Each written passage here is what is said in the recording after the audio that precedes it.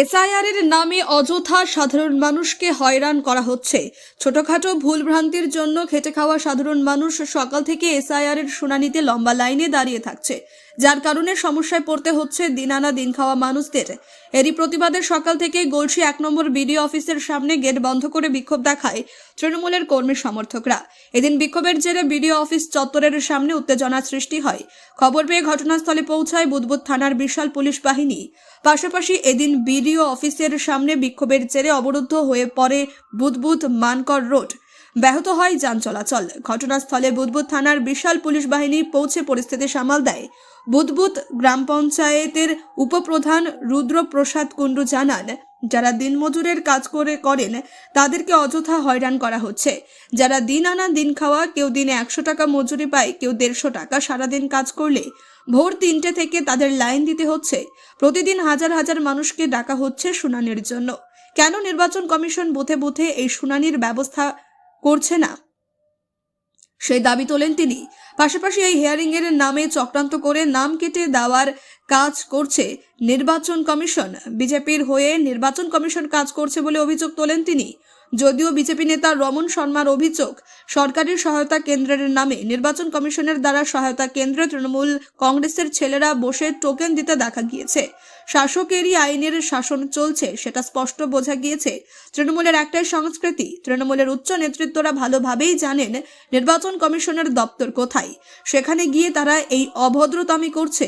এদিন দীর্ঘক্ষণ ধরে অবরোধ চলার পর পুলিশের আশ্বাসে বিক্ষোভ উঠে যায়।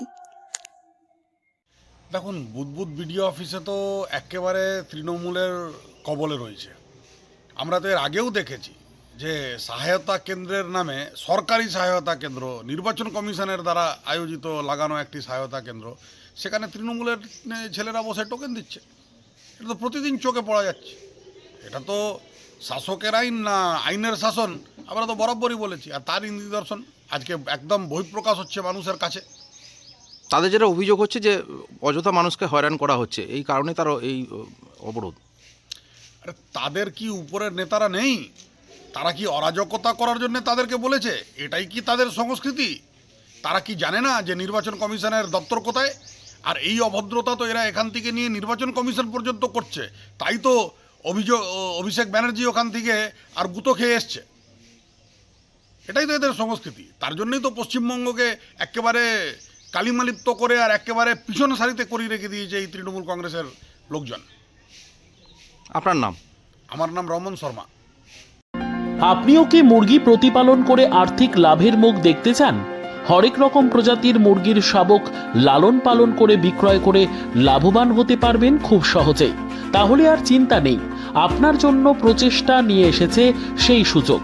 একই ফার্মে হরেক রকম প্রজাতির মুরগি পেয়ে যাবেন এখানে রয়েছে করকনাথ মুরগি, এছাড়াও আছে গিনি, ফ্রিগেল, টার্কি দেশি, এছাড়াও কোয়েল মুরগির শাবক।